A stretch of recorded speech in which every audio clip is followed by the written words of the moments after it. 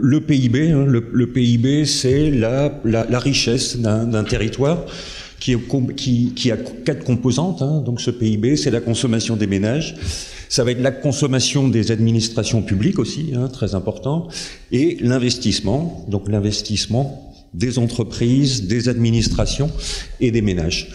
Donc on va faire un focus sur l'investissement pendant quand même 13 ans. Qu'est-ce qui s'est passé à la Martinique pendant 13 ans? Vous le voyez, il y a eu un fort taux d'investissement qui a été réalisé entre 2002 et 2008, particulièrement concentré entre 2004 et 2008. On a donc eu un taux d'investissement de 25%. Excusez-moi, si j'ai un peu d'eau, je voudrais bien un peu d'eau. Donc en fait, on va regarder le dessin de la courbe. Vous voyez des années où de forte progression. Désolé, merci.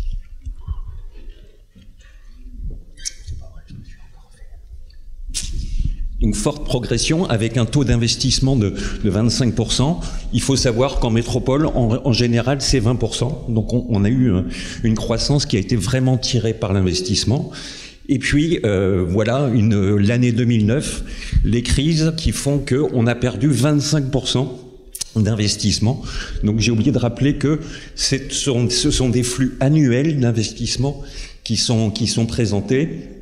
Donc nous étions entre 1,2 milliard au début de l'année 2002. On est monté jusqu'à près de 2 milliards en 2008, donc en flux. Et puis vous voyez, cette année 2009, on a baissé de 25%, d'un quart, donc ce qui est très important. Et puis par la suite, depuis 2009, depuis 2010, une stabilité de ces flux, donc à hauteur d'environ 1,6 milliard, ce qui veut dire que ça a pas mal amorti en fait les effets de la récession. Quand on regarde dans le détail, qu'est-ce qui s'est passé? Ce sont avant tout des grands investissements de la commande publique qui ont apporté cette croissance, et également la défiscalisation. Les années 2004-2008 sont marquées avant tout par la loi Girardin en termes de défiscalisation, ce qui a apporté la construction de logements collectifs. Hein, il y a eu beaucoup de logements collectifs qui ont tiré les investissements. De la même façon, donc il y a eu les aménagements de Fort-de-France qui ont construit la commande publique. Ensuite, 2010-2015, donc après cette forte récession de 2009, il y a eu ce qu'on va appeler des investissements un peu d'amortisseurs, hein, au niveau de la commande publique, donc un plan anti-séisme, le TCSP, donc le transport à Fort-de-France, et également un peu d'investissement privé avec la Pointe-Simon. Aujourd'hui, nous avons un taux d'investissement de 17% en 2015, ce qui est quand même inférieur à ce qui se passe en France hexagonale. Comme je le disais, c'est 20%. Alors, comprendre sur la décennie ce qui s'est passé en termes d'investissement, il faut essayer de voir quelles sont les contributions qui ont été contributeurs de l'investissement. Alors, on n'a malheureusement pas tout ce qu'a montré M. Bassot tout à l'heure, les contributions de chacun des intervenants, hein, donc les ménages, en fait c'est les crédits à l'habitat, les entreprises, ça va être l'investissement productif et leur immobilier, et les collectivités publiques, hein, l'administration, ce sont leurs crédits d'équipement. Donc ce que l'on a fait, nous, Institut, c'est qu'on a essayé d'approcher, à partir des évolutions d'encours de crédit, on a essayé d'apprécier les contributions des différents acteurs. Donc vous le voyez, en haut, vous avez la courbe que j'ai montrée tout à l'heure, qui était l'ensemble des flux qui ont été constitués en investissement à la Martinique pendant les 13 ans. Donc il y a une corrélation assez forte, hein, en l'absence des données des contributions, on voit qu'il y a une corrélation. Donc c'est les variations d'encours, c'est-à-dire que les encours de crédit, en fait, ce sont les productions de nouveaux crédits auxquels il faut enlever les remboursements des crédits anciens. Alors ce que l'on constate, c'est pendant le fort taux d'investissement, hein, donc pendant 25% de PIB par exemple en 2006, ce qui s'est passé, on le voit, la contribution la plus forte a été faite par les entreprises. C'est l'augmentation des crédits aux entreprises qui a tiré la croissance en termes d'investissement. En jaune, vous voyez, c'est les crédits à l'habitat des ménages.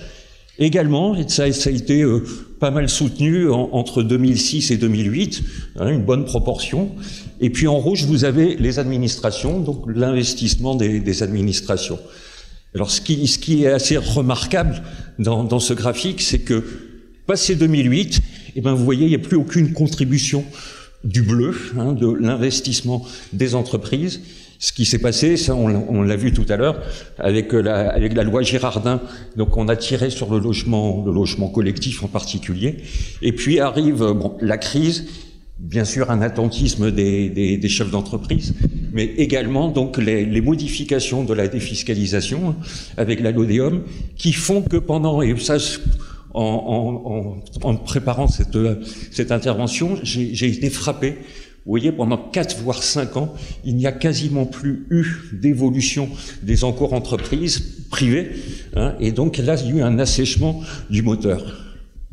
Heureusement, les crédits à l'habitat aux ménages se sont bien maintenus, et également les crédits les collectivités locales ont investi, ce qui a permis, d'ailleurs, sur ces années-là, ça a permis de tirer, malgré tout, le PIB, un peu de croissance. On disait, on est à moins de 1% à peu près sur la période, mais heureusement qu'il y a eu cet investissement. Et pour terminer sur une petite note quand même optimiste, on voit que 2015 tire, donc il y a une belle progression des encours en 2015, on est environ à 5% d'augmentation des encours de crédit, ce qui est plutôt une bonne chose. Alors ensuite, l'Institut d'émission collecte donc des données d'encours auprès du système bancaire. Elles font des déclarations donc sur leurs encours de crédit, mais elles nous déclarent également chaque mois, entreprise par entreprise, collectivité par collectivité, et ils nous déclarent leurs encours de crédit. Ça nous permet de faire une répartition sectorielle des encours de crédit, donc voir un peu quels sont les secteurs qui bénéficient des encours, enfin qui bénéficient du financement bancaire. Et là, on peut avoir 2 lectures de ce graphique. Donc là, vous avez la répartition par grand secteur économique. D'abord, ce qui frappe tout de suite, c'est la prédominance de 2 secteurs, les activités immobilières et l'administration. C'est-à-dire qu'on est à 70% des encours bancaires sont concentrés sur ces 2 secteurs.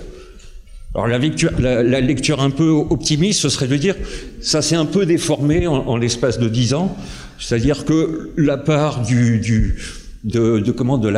des activités immobilières a un peu baissé relativement sur la période de 10 ans. Une autre lecture, cette fois-ci un peu plus pessimiste, c'est de dire sans doute qu'en 2006, on avait atteint un niveau très important de stock et un niveau très important d'encours sur les activités immobilières. Les changements de défiscalisation font qu'on a moins investi sur ces activités, et c'est sans doute ça, cette part relative qui a baissé, c'est sans doute parce qu'il y a eu beaucoup moins d'investissements en la matière. Et moi, je conclus quand même en disant que on voit qu'il y a eu très peu de diversification économique malgré ces années de croissance. Ce qui est frappant, c'est de voir que ni l'agriculture ni le tourisme, par exemple, n'apparaissent clairement dans ce graphique, puisque les encours sont restés quasiment stables et très faibles. Un dernier graphique, une dernière slide, c'est pour vous montrer que malgré tout, le système bancaire a accompagné les entreprises dans leur financement. Donc l'Institut réalise chaque trimestre une enquête de conjoncture et notamment interroge les chefs d'entreprise pour savoir s'ils ont l'intention d'investir dans l'année. Alors vous voyez en jaune, c'est leur réponse. Donc leur réponse jusqu'en 2008, c'était oui, j'ai vraiment l'intention d'investir. On voit un niveau assez élevé. Et en bleu, on a mis l'évolution des encours de crédit aux investissements des entreprises. Et on voit qu'il y a une très belle corrélation. Lorsqu'il y a eu une intention d'investir, lorsqu'on avait un projet, ben oui, les encours de crédit sont venus. En revanche, comme je vous le disais, hein, vous avez 5 années où il n'y a pas eu d'évolution d'encours. Ben, lorsqu'on leur regarde les intentions d'investir des chefs d'entreprise, pendant 5 ans, ils n'ont pas eu l'intention d'investir, et ça s'est concrétisé donc par une stabilité totale des encours. En revanche, voilà, depuis 1 an et demi, les intentions d'investir sont revenues, et immédiatement, hein, ce que je disais tout à l'heure, pendant les encours de crédit progressent de nouveau. Ça veut donc dire que les banques sont là, lorsqu'il y a une demande, les banques prêtent. Hein, il y a beaucoup d'idées reçues hein, sur le banquier ne prête jamais. Quand même, on prête s'il y a des projets. Donc quand le chef d'entreprise a des projets, il trouve un financement bancaire.